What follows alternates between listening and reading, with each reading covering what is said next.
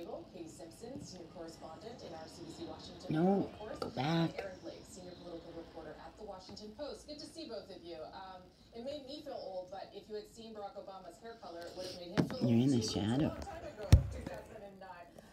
Katie, I'm going to start off with that meeting. Obviously, they probably would have liked for it to be in person, but it's going to be virtual. What are you hearing about what will be on the agenda?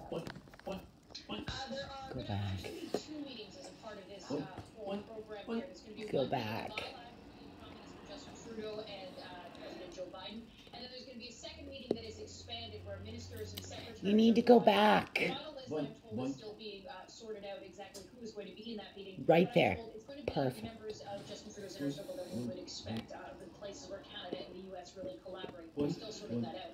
There are 3 big topics they're going to talk about. COVID, that's the big one. The economy, that's the second one, and building back after the incredible losses that both countries have seen in the pandemic. And the third is climate change. We know that that is a priority for both the Biden administration and for Trudeau. One other thing I want to mention, I'm told by sources that Canada is also going to bring up Michael Kovrig and Michael Spavor. Those are the 2 Canadians that have been detained by China. Canada is looking for some help, continues to look for help from the United States in trying to free those 2 men. And so it's an issue that will come up as well. Okay, well that's not surprising, but good to know. As Katie mentioned there, Aaron, COVID is also going to be on the agenda. We're sort of managing on both sides of the border. The U.S. is now nearing 500,000 deaths. Vaccinations, though, are far ahead of Canada, but the president is still facing criticism. What is really his biggest challenge right now on the COVID front? Well, I think what we're seeing right now, and it may be similar of where you guys are, is that we are nearing this very tragic benchmark of 500,000 deaths. We're going to pass it very quickly. It's many more than a lot of people were hoping for, including some of the more drastic models. At the same time, we have seen a significant decline in the number of daily cases over the last several weeks here, down by about 2/3.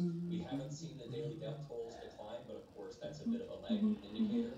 So there are some reasons for optimism with how this is going right now.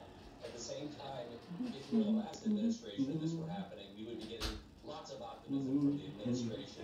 Instead, what we're seeing from the health officials in the Biden administration right now is very much focused on the threat that these different variants are posing. The ones from UK, South Africa especially, what that means for the future of this fight. And so while they're talking about the progress that is being made on the dropping number of cases, we're also seeing that very quickly followed by emphasizing that things can very quickly get very bad again, and that we shouldn't take anything for granted in this fight right now.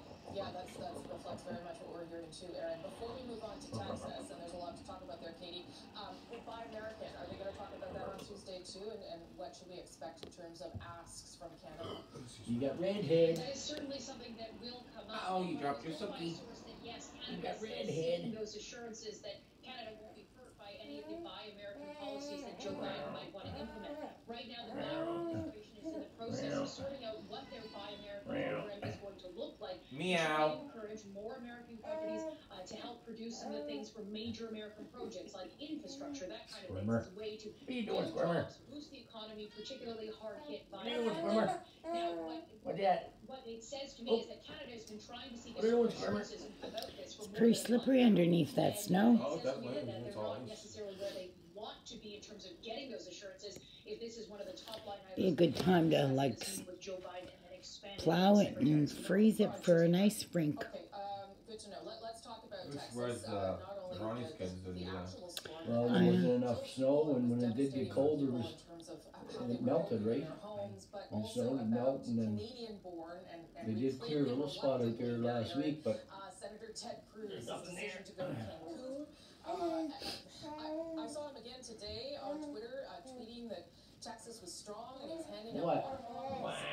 But I have to say that the damage control being done did not look very promising. How damaging is this? what do you want, your bouncer? If you look at exactly Did you want your bouncer? No. You would get a sense for Yeah, this morning she was. this might be to his political career.